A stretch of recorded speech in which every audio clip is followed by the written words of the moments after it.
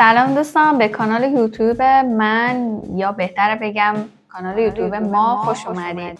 من صبا هستم از کشور رومانی و ایشون هم میلاد همسرم هستن. سلام دوستان، خیلی خوش اومدین به کانال ما. میلاد هستم، شوهر صبا در خدمتتون هستم. ملقب به شوهر صبا. همه منو با اسم شوهر صبا میشناسن، به اسم خودم نمیشناسن، معمولا به خاطر همین. خب دوستان، امروز ما میخوایم در مورد دروغ‌هایی که در مورد رومانی شنیدیم باهاتون صحبت بکنیم. دروغ‌هایی که حالا قبل از مهاجرت شنیدیم و بعدن که اومدیم اینجا متوجه شدیم که اصلا اینا دروغ بوده. اولین دروغی که در مورد رومانی بیشتر گفته میشه و بیشتر شنیده میشه این که رومانی کشور فقیریه. ما اینو خیلی جا شنیدیم یا خیلی کسایی که حالا نیومدن یا هنوز نرسیدن به رومانی اینا میگن که رومانی کشور فقیریه و اونجا نرین و اونجا درس نخونین و آینده خوبی نداره و این حرفا. ولی واقعیتش اینه که رومانی از سال 2007 وارد اتحادیه اروپا شده و از سال پیش، یعنی از سال 2023 وارد عضو شنگن شده. اینکه جزو شنگن شده خودش پیشرفتش رو نشون میده و اینکه عضو اتحادیه اروپا بوده بالاخره با همه استانداردهایی که کشورهای اتحادیه اروپا دارن خودش رو یکی میکنه. پس از این بابت که بگیم که کشور ضعیف و فقیریه، نه. حالا بخوایم صنعتش هم بگیم، صنعت چوب، صنعت تراکتور، صنعت کشاورزی، لبنیات و صنعت خودروسازی. حتما ماشین داچیا رو شنیدین که صنعت خودروسازی که خیلی هم صادر میکنه به کل اروپا و خیلی هم ماشین خوبی است و از این بابت به نظرم یه چیز دروغیه که بگیم نه رومانی کشور خیلی فقیریه. آره بی‌انصافیه که بگیم مقایسه کنیم نسبت به کشورهای اروپای غربی مثل انگلیس و شاید فرانسه و مثلا آلمان. آره به مراتب فقیرتر هست، ولی اینکه نه از بیخ بزنیم که اینجا چیزی نیست و نمیشه به پیشرفتی رسید، نه، به نظرم غلطه و جای پیشرفت داره. آره از بابت شاید حقوق و مزایا میگن که مثلا حقوقاش پایینه و فلان، اما خب خرج و مخارجش هم نسبت به کشورهای دیگه خیلی خیلی پایینه. آره دیگه باید اون نسبت رو در نظر بگیریم، نه اینکه بگیم که حقوق پایینه نسبت به فرض آلمانی که مثلا حقوق پایش ساعتی به فرض 13 یوروه، اینجا ساعتی 6 یوروه. اینو نباید متر قرار بدیم، متر رو باید این قرار بدیم که مالیاتش چقدره اون آلمان و اینجا چقدره، هزینه زندگی اینجا چطوره، اجاره خونه چقدره، خورد و خوراک چقدره. آره مثلا پارکینگ ما یه ماشینایی هستش که ما اولش باور نمی‌کردیم چون این تعریفا رو از رومانی شنیده بودیم. پارکینگ ما که مال ما نیست، مال همسایه است. آره دیگه منظور فکر می‌کنم مال ما. نه ماشینای همسایه است. مثلا پورشه، کوروت، همچین ماشینایی تو پارکینگ ما هستش. در اون حد واقعا فقیر نیستن. در ضمن اگر مقایسه بکنیم با کشورهای حالا اون یکی کشورهای اتحادیه اروپا، اینجا گاز هم داره. بله. رومانی خودش گاز داره. معدود کشور اروپایی که گاز هم داره. آره مثلا ما اجاق گاز که داریم یه طرفش برقی یه طرفش گازه، اما خب اون یکی کشورهای اروپایی که رفتیم اکثرا برقی بودن، یعنی گازی ما خیلی کم دیدیم. مخصوصا کشورهای اسکاندیناوی مثل سوئد و دانمارک.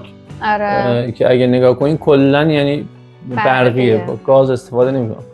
آخه میدونی چجوری شد؟ ما قبل اینکه بیایم یکی از آشناهامون که اینجا خودش سال 1990 یا 91 بود، آره پزشکی خونده بود، گفت که اونجا اصلا میوه هم پیدا نمیشه، ما به زور نمیدونم سیب پیدا کردیم. یادت اینجوری گفت؟ ما خودمون دیگه فکر کردیم اینجا واقعا قحطی زده. ببین رومانی یه دوره خیلی خودت میدونی دیگه انقلاب شده بود اینجا. آره، سال آره. 1000 اگه اشتباه نکنم 1989. آره انقلاب شده اینجا. بالاخره زمان میبره یکم، اون 10 سال اول مخصوصا کشور خودش رو پیدا کنه و سر پا بشه و رو به راه بشه. یکم طبیعیه به نظرم اون مثلا، ولی در حال حاضر الان بخوایم صحبت کنیم به نظرم در حال توسعه است و خیلی امید دارن به این کشور که در آینده به جای خیلی خوبی برسه. دومین دروغی که در مورد کشور رومانی ما شنیده بودیم این بود که تمام مردم رومانی کولی هستن. حالا به انگلیسی میشه جیپسی، اینا خودشونم چی میگن اسمش؟ تاسکان. آره همچین. آره اگه اسمشو میدونین تو کامنت ها برامون بنویسین چون من یادم رفته دقیقاً چی میگن. آره ما اولین بار که اومدیم اینجا تو خیابون کلیا رو دیدیم، اما من از پوشششون خیلی خوشم اومد. واقعا یکی از جاذبه های رومانی هستش. تو پیج چند نفر که حالا اینفلوئنسر هستن هم دیدم که حالا اینا رو به عنوان جاذبه‌های توریستی رومانی میدونن. اما اینجوری نیستش که همه مردم کولی باشن. نه، مردم رومانی اتفاقا آدمای خیلی خیلی تحصیل کرده‌ای هستن. مثلا همسایه ما یه خانم خیلی خیلی مسنیه و ایشون با ما انگلیسی هم صحبت میکنن و کولی‌ها اینجا محدودن، یعنی انگار توی شهری یه قومی هستن، مثلا بهروزی ها، مثلا کریمی ها، اینجوری مثلا یه قومی هستن که آره سوادشون پایینه و یکم بلند صحبت میکنن، زودتر ازدواج میکنن. اما اینجوری نیستش که همه مردم رومانی کولی باشن. طرز لباس پوشیدنشون هم خیلی خاصه. آره طرز لباس پوشیدنشون هم خاصه. فکر کنم تو چند تا از ویدیوهای من دیده باشین که مثلا یه شورت ویدیو گرفتم، اونجا مشخص میشن که حالا لباسای دامنای بلند میپوشن، بین موهاشون روبان میپیچن و اینا تو بافتشون. مرداشون هم کلاه لبه‌دار دارن. آره مثل اون گیم رد. ما اولش می‌دیدیم آره ما اولش می‌دیدیم خیلی خوشمون میومد و اما خب بعدش متوجه شدیم که اینا کولیا هستن و احساس می‌کردیم خیلی میگفتن آره بابا مردم رومانی خیلی دهاتی ان و نمیدونم. ولی یه چیزی هم بهت بگم، اینا خیلی هم مهربونن. من با چند دفعه باهاشون صحبت کردم، با چند تاشون خیلی آدمای باحالی، خیلی آره خوبن، خیلی مهربونن. یعنی طوری نیستن که مثلا حالا به جز اون بلند صحبت کردن که گفتی، من فکر نمی‌کنم جای دیگه آزارشون به کسی برسه. نه اصلا. خیلی هم آدمای خوبی ان، مهربونن و فقط خواستن دیگه مدل راه رفتن، پوشیدن، صحبت کردن. آره. اینطوری وگرنه اوکی. آره لبنیات و اینا رو درست میکنن، مثلا تو رومانی اینا میفروشن و اینکه بیشترین کاری که انجام میدن یه نوع مشروب دستساز توی رومانی هستش که اینا اون عرق رو درست میکنن. اما اینکه بگیم همه مردم رومانی خیلی دهاتیان و شبیه کولیان، نه اینجوری نیست. اتفاقا خیلی هم خوشتیپ و خوش‌پوش هستن. یعنی ما میبینیم مثلا تیپای خاصی میزنن، لباسای گرون قیمت میپوشن، برندهای خاص میپوشن و همه‌شون کلی نیستن. سومین دروغی که در مورد رومانی گفته میشه اینه که رومانی کشور خطرناکیه، آمار جرم و جنایت زیاده، سرقت زیاد و این حرفا. چیزی که من باید بهتون بگم اینه که طبق آماری که حالا خودتونم میتونید سرچ کنید سال 2024 اومده، مثلا رومانی جزو 10-15 تا اول اروپا نیست. بخوایم مقایسه کنیم با کشورهای مثل فرانسه و ایتالیا و بلاروس و سوئد و اینا، اصلا تو رنک این کشورهایی که گفتم بهتون جرم و جنایت نیست.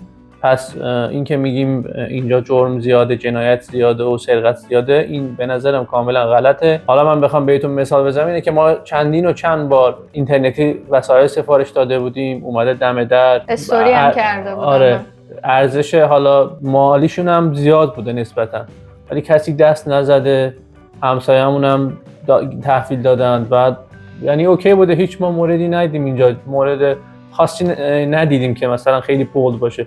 حالا ممکنه تو هر کشوری بالاخره جرم هست، جنایت هست، همون سرقت هست، همه اینا ممکنه اتفاق بیفته، ولی اون چیزی که ما میگیم اینه که از اون نرمالش پایین‌تره و نمیشه بس داد به کل کشور اینکه نه دیگه اینجا ناامنه و نمیشه زندگی کرد و این حرفا. خودت هم حالا میدونی چند بار مثلا به عنوان یه دختر آخر شب بیرون بودی، من مریض بودم اگه یادت باشه، رفته بودی دارو بخری، خیلی با آرامش رفتی و اومدی، احساس آرامش رو داشتی بالاخره. این مهمه. وقتی کسی که احساس آرامش رو داره خب مطمئنا یعنی حداقل مشکلی بابت زندگی نیست. آره من پرایم ایندکس که برای سال 2024 نگاه می‌کردم، فرانسه اولین رتبه کشور خطرناک رو داشت. البته تمامی شهراش نه، مثلا بعضی از شهراش رو نشون داده بود. بعدش بلاروس، بعد بلژیک و بعدش هم سوئد. البته این متفاوت بود جرما. مثلا توی فرانسه اسلحه و نمیدونم قاچاق مواد مخدر مثلا شدید بود جرمش، و توی مثلا سوئد خشونت‌های خیابانی که مثلا دعوا اینا، اصلا من باورم نمیشه مثلا سوئد تو خیابوناش مثلا آدم دعوا بکنه. آره ولی البته جمعیتش هم کمه ها، نمیدونم اینا چجوری با هم ببین اون آماری که میگن همین چیزا رو در نظر میگیرن. نسبت آره. جمعیت به جرم. اینجا ما مثلا دیدیم، ما مثلا معتادم تو خیابون دیدیم، اما خب دیگه اون محله‌های خیلی غلطه. کشور نمیتونی بگی که معتاد نداره، جرم آره. نداره، سرقت نداره، امکان نداره همچین چیزی هست. این که ما میگیم از اون مینیمومش یا اون نرمالش پایین‌تره، اون مهمه. که تو رومانی ما تا حالا همچین تجربه‌ای نداشتیم، یعنی چیزی ندیدیم، نشنیدیم که کسی اذیت بشه از این بابت. مخصوصا حالا ما که مهاجریم و بالاخره غریب هستیم تو این مملکت. دروغ بعدی این بود که همه مردم رومانی روستایی و کشاورز هستن. واقعیتش من خودم قبل اینکه بیام مثلا تو گوگل سرچ می‌کردم که مثلا بیشترین کاری که انجام میدن چیه، صنعتش مثلا تو چی قویه. حالا تراکتور سازیشو می آورد و همچنین می نوشت که کشاورزن اکثرا. اما خب بعد اینکه ما مهاجرت کردیم، مخصوصا شهر ما شهریه که با دانشگاه میچرخه، یعنی همسایه ما استادمونه. بعد همه اینجا مثلا میریم توی خیابونی چند تا کلینیک دندون پزشکی بغل همدیگه هستش، یا صاحبخونه‌مون خودش مثلا دندون پزشکه، طبقه 4ممون یکی از اساتیدمونه. بالاخره اینجا افراد خیلی تحصیل کرده زیادن و اینکه مثلا اینجوری نیستش که به یه پایه علمی اکتفا کنن، مثلا مقاله می‌نویسن، علمشون خیلی بالاست. و اینکه مثلا اساتید ما توی دانشگاه هامبورگ هم تدریس میکنن و به چند تا زبون هم مسلط هستن. خیلی جالبه. ما یه استادی داشتیم هم اسپانیایی بلد بود، هم آلمانی بلد بود، هم مجاری بلد بود، هم رومانی، هم انگلیسی. حالا ما فکر می‌کردیم که ما خیلی زبون بلدیم، چون زبان مادری ما مثلا ترکیه رو هم بلدیم، بعد فارسی بلدیم، بعد فلان. ما احساس می‌کردیم که خیلی زبون بلدیم. اما وقتی اومدیم اینجا متوجه شدیم که نه، در مقایسه با افراد دیگه ما خیلی تعداد زبان‌هایی که بلدیم کمتره.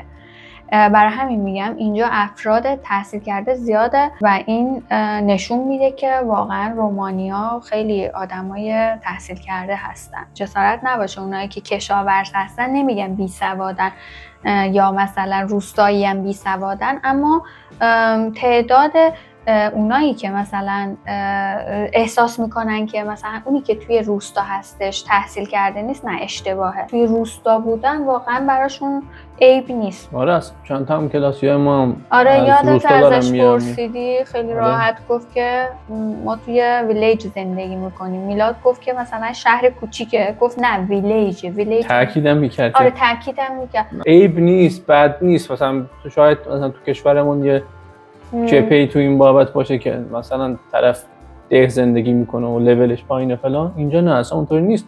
ولی این دروغ بیشتر اینه که اکثر مردم کشاورزن. ما میگیم نه، کشاورز همشون کشاورز نیستن، ولی تعداد خیلی کمی. حالا بگیم که کشاورز هم لازمه واسه مملکت، روستایی هم لازمه، عشایر هم لازمه که بعضی بالاخره محصولات و بقیه چیزا رو واسه شهرینا میفرستن. شهر ما که اکثرا دکترن. شهر ما که کلا یه شهر علمیه، یعنی کلا شهر بر پایه دانشگاه میچرخه. انگار اول دانشگاه رو زدن بعد خونه ها رو زدن. دانشگاه هم که ماشاءالله همه جا شهر رو داره میخره و میره. آره دونه دونه ساختمونا رو میخره. مثلا هر روز میبینیم روش نوشته UMFS. بزرگ و بزرگتر میشه دیگه. دروغ دیگه ای که در مورد رومانی گفته میشه اینه که رومانیایی‌ها به خونه‌هاشام و این چیزا علاقه دارن و یعنی خیلی مهم میدونن واسه خودشون. تا حدودی آره و تا حدودی نه. بیشتر جنبه فان داره این قضیه. جنبه توریستی داره این قضیه. این که نه مثلا اعتقاد دارن و خونه هم دیگر رو مینوشن و به این جور چیزا و بعضی حالا عقاید هست. نه اینطوری اصلا نیست. اینا یه چیزای جنبه‌های تبلیغاتی و توریستی و حالا بر اساس چند تا فیلم و اینایی که اینجا تو رومانی ساخته شده. و قلعه دراکولا یا همون برانکسلی که شنیدین بیشتر همین جنبه توریستی و تبلیغاتیشو داره که سعی میکنن توریست رو جذب کنن، این چیزا رو بهشون نشون بدن. آره نمیدونم ولاگشو گذاشته بودیم فکر کنم. آره گذاشته بودیم. قلعه های رومانی. آره اونجا تو قدیم چه اتفاقاتی در قلعه افتاده و حالا عذابا و زجرایی که دادن اونجا. شاید باشه حالا تو قدیم که احتمالش هم هست باشه، حالا نمیگیم نیست واقعا. ولی چیزی که الان هست نه اونطوری نیست که حالا بگیم که اعتقاد دارن به این چیزا و خیلی مهمه واسه شون. ولی روی سوغاتیاشون، روی حالا نوشیدنی‌ها و شرابایی که میفروشن، مخصوصا از سمت اون برن و سینایا و اینا، سمت اون قسمت ترانسیلوانیا بیشتر اینا رو بولد میکنن که مردم و توریستا بیشتر جذب بشن. آره اینجا خونه آشام نداره. من یه بار یادمه توی هالووین یه استوری گذاشته بودم که یکم دیگه خونه آشاما میان، مثلا چند نفر بابت آره اومدن گفتن شما دیدین از نزدیک خونه آشاما؟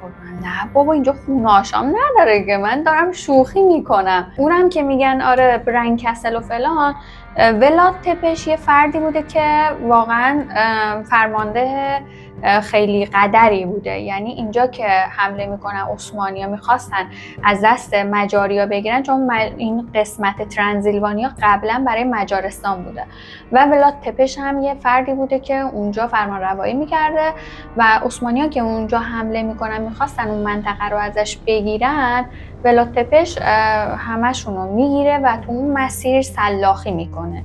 برای همین اسمش میشه خونه آشام، چون چند روز اینا مثلا اونجوری روی نیزه ها میمونن. اینطور نیست که بگیم که خون میخوردن و حرفا. خون آره، و شکنجه هم کرده، یه تعدادم که گرفته. خب بالاخره جنگ بود. آره دیگه قبلا خیلی کشورها شکنجه رو داشتن. آره اینا رو که شکنجه میکرده به فرد خیلی ترسناکی اون موقع تبدیل شد. البته اینو هم بگم یه کتابی در مورد ایشون نوشتن، یعنی در مورد ولاد تپش، و اونجا جلوه‌شو ترسناک کردن، در حالی که خیلی تو اون منطقه بهش ارزش قائلن. حتی یه دونه اونجا چاه هستش، میارن نظریه‌هاشون اونجا میندازن، مثلا پول میندازن تو اون چاه که از ولاد تپش چیز میخوان دیگه، مثلا حاجت میخوان آره حاجتشون رو میخوان. دقیقاً اونجوریه. بس این که مثلا همه‌شون خونه آشام باشن، به خونه آشام علاقه داشته باشن مهمه واسهشون، ولی این که نه خونه آشام باشن و فلان خوششون میاد، چون واقعا جاذبه توریستیشونه دیگه اون قسمت. اما میگم خیلی خوشگله اونجا. مثلا قلعه های رومانیا اگه ببینین، من ویدیوشو گذاشتم. پلش کسلم. آره پلش کسلم استوریاشو هم گذاشته بودم توی اینستا، حتما ببینین. خیلی قلعه های زیبایی داره و اونجا منطقه توریستی حساب میشه. دوستان اگر تا اینجای ویدیو براتون جذاب بود، لطفا ویدیومو لایک کنین و سابسکرایب کنید. آره اگر کانال ما به درد شما میخوره حتما سابسکرایب کنین، خوشحال میشیم. و اینکه حمایت میشه و ویدیو ساجست میشه به کسایی که واقعا نیاز دارن این اطلاعات رو ببینن و شاید در آینده به دردشون بخوره. آره دیگه اونایی که میخوان مهاجرت کنن بیشتر رومانیا میشناسن و کانال ما هم بیشتر معرفی میشه به بقیه. دروغ بعدی و آخرین دروغی که ما شنیده بودیم که تحصیل توی رومانی چون ارزونه، به خاطر همین دانشگاهاش بی‌کیفیت هستن. اتفاقا ما این دانشگاهایی که داشتیم دنبالش میگشتیم که بیایم دندون پزشکی بخونیم، بله اینجا شهریه‌اش از همه پایین‌تر بود و الان هم شهریه‌اش پایین‌تره. توی اروپا البته میگم، مثلا بعضیا میان میگن چین 5000 تاست، نمیدونم روسیه 5000 تاست و فلان، شهریه‌اش خیلی پایینه. من بحثم توی اروپا هستش. مدرک روسیه یا چین توی اروپا به درد نمیخوره. و اینکه میگن که مثلا دانشگاه‌ها کیفیتش پایینه، من یه ولاگ در مورد دانشگاه گذاشتم، میتونین اونو ببینین و امکانات دانشگاه ما رو هم اونجا میتونین قشنگ تماشا کنین. و همچنین ما کلاسایی که داریم، مثلا ورکشاپ اینا میشه، استادا به زور ما رو شرکت میدن توی اون ورکشاپ. مثلا یه هفته پیش ما ورکشاپ ایمپلنت داشتیم، یعنی از نزدیک خودمون ایمپلنت رو قرار دادیم و با اون مثلا شرکت هایی که ورکشاپ های ایمپلنت میذارن آشنا شدیم. اینجوری نیستش که کیفیت آموزشش خیلی پایین باشه و ما هیچی نفهمیم. ببین واسه این شهریه که این دانشگاه کلا رومانی میگیرن، واسه این امکانات و این اساتید به نظرم واقعا مفته. آره. شما بخواید حالا با کشور همسایه همین مجارستان مقایسش کنید، میبینید دیگه حداقل 24000 تا 25000 تا واسه دانشگاهشون شهریه‌شون هست. ولی خب مدرکی که شما در نهایت میگیرید همون مدرکیه که شما به فرض تو فرانسه، تو آلمان، تو همون مجارستان، ایتالیا، همشون یکی ارزششون. پس چه بسا بتونیم کشوری انتخاب کنیم که هم شهریه‌اش مناسب باشه، همین که آیندهش بهتر باشه. در مورد حالا رنگ دانشگاه هم اگر بخوایم بگیم، ما وقتی که حالا پذیرش میگرفتیم برای این دانشگاه، رنکش خیلی بالا بود و وقتی که مقایسه می‌کردیم با اون یکی دانشگاه‌ها و اون یکی کشورها در یک سطح بودن. یعنی اینجوری نیستش که بگیم آره دانشگاه‌های فلان کشور از اینجا خیلی بالاتره. اگر مثلا بگم انگلیس رو میگن، بله درسته، انگلیس دانشگاهاش خیلی رنکش بالا هستش. انگلیس جزو 10 تا اوله. آره دیگه. اما شهریه‌اش چقدره؟ 40,000 38,000. آره بالاخره خونده. آکسفورد و کمبریج و اینا که دیگه شناخته شدن و رتبه‌های 5 تا رنک اول دنیا دیگه، اینا بحثشون جداست، اصلا نمیشه مقایسه کرد اینا به کنار. ولی چیزی که نرمال و سطح کیفیتشون رو ما بخوایم بگیم، رومانی به نظرم اوکی و نسبت به شهریه‌اش، حالا با اینکه بازم افزایش میدن هر سال، باز هم اوکیه، باز هم ارزونه واسه رشته پزشکی، دندون و پزشکی و داروسازی. اگر هم در مورد پذیرش دانشگاه‌ها سوال داشتین، میتونین به ویدیوهایی که توی کانالم هست مراجعه کنید و اگر بعد از تماشای اونا باز هم سوالی تو ذهنتون، میتونین بهم دایرکت بدین توی اینستاگرام و من میتونم راهنماییتون بکنم. دوستان ممنون که تا اینجای ویدیو با ما بودین، با ما همراه بودین و ویدیومون رو تماشا کردین و خیلی ممنون میشیم که حمایت کنین. تا ویدیوهای بعدی، خدا نگهدار. خداحافظ.